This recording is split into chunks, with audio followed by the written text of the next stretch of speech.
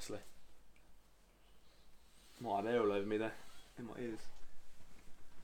Have you got questions written down? What's that? Have you got questions written down? I'm just going to start by... You're going to start. We'll do it. No, I'm ready. Introduce yourself. Joe Gator, centre back. Start with some quick fires. Yeah. Brentford or Fulham? Brentford. Rangers or Celtic? Celtic. United or City? United. Spurs or Arsenal? Arsenal. All day. Spider-Man or Superman? Spider-Man, all day. Pizza or kebabs? Pizza. Domino's. Eggs fried or poached? Poached. Oasis or Blur? Oasis. Britney or Kylie? Brittany. New York or Vegas? Depends who I'm going with. Vegas.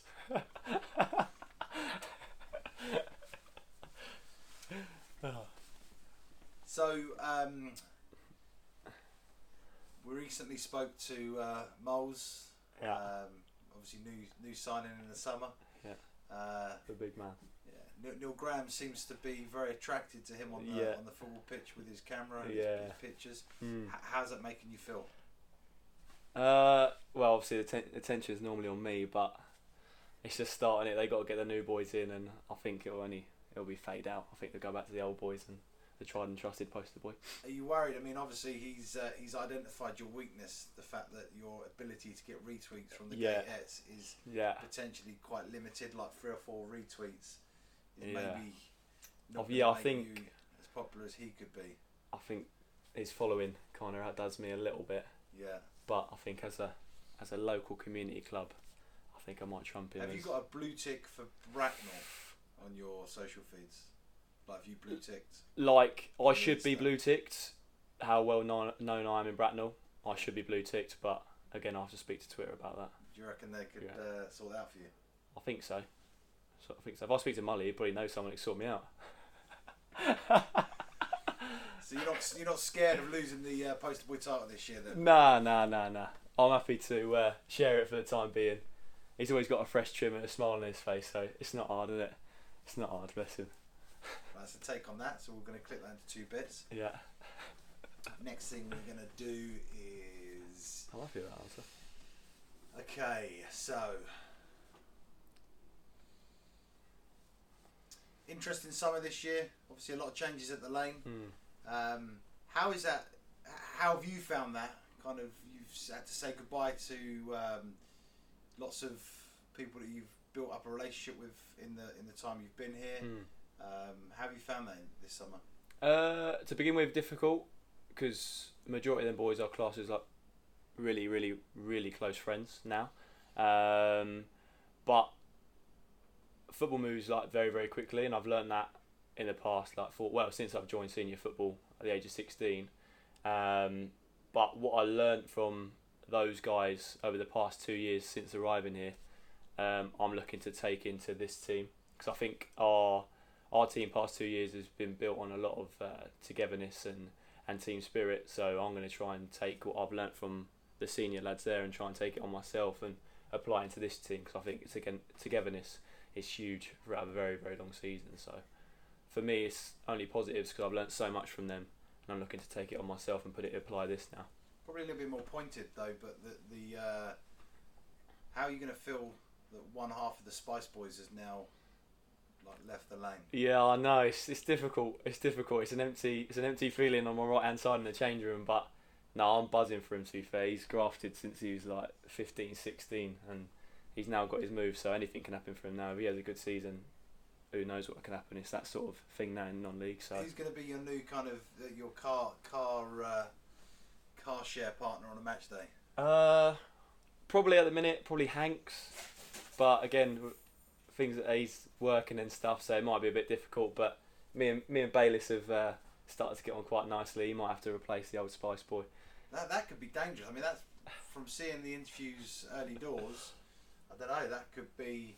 We could still be seeing instances of going the wrong way down the M3 towards the south coast, rather than going up kind of into, well, no, not the M3, the M3 actually, wasn't it? Yeah, I think it was, yeah. Going away, game at, where was it, Hartford or where? Hertfordshire, I think, Hertfordshire away. And you and your fellow Spice Boy were going where? we were going the complete opposite direction. Southampton. Something like that. But I'm fully giving that to Granny, that one, because he was driving, and So he's got a sat nav.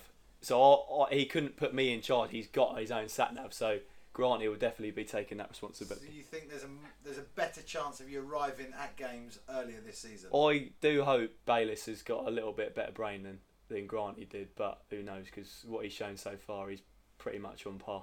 Really? But I'm happy with that because that means I'm not the stupidest. I'm the second stupidest. So now, I wonder if you can just talk to me about the sea and the ocean. How do you distinguish the two in your mind? So you've got the sea. Yeah. Just talk me through that conversation you had last year at the club about how Yeah. you describe the sea. So basically, we're at Loch Fyne. There's a lot of fish at Loch Fyne. Yeah. It's a fish restaurant, I believe. And I was trying to describe the Deadliest Catch programme.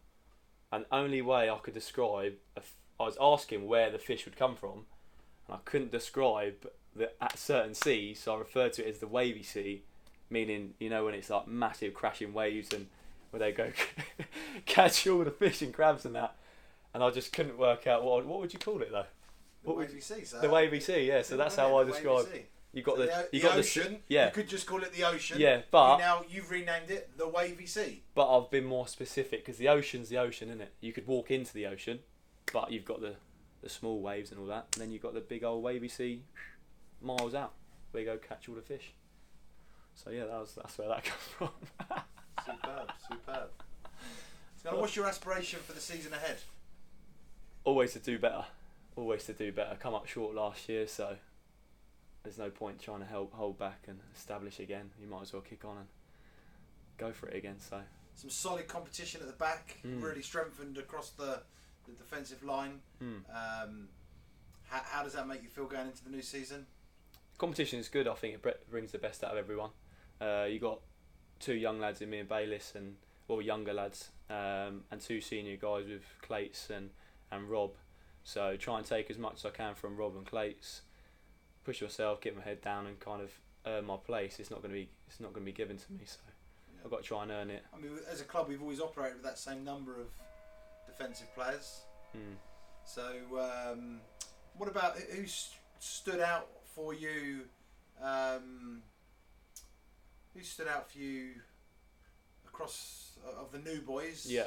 Who stood out in pre-season so far? I think going back to Rob, I think he stood out. Very calm and quite funny.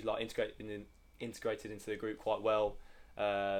Even on the pitch, he's so calm, but he talks to you and helps you and stuff. I think the two boys who I've had in front, Moles and Browner, I think they've been superb in terms of communication, setting an example on the pitch and demanding high expectations and stuff and high standards. So I think them three to single out, but everyone's been superb coming in. There's been some good talent out there. So.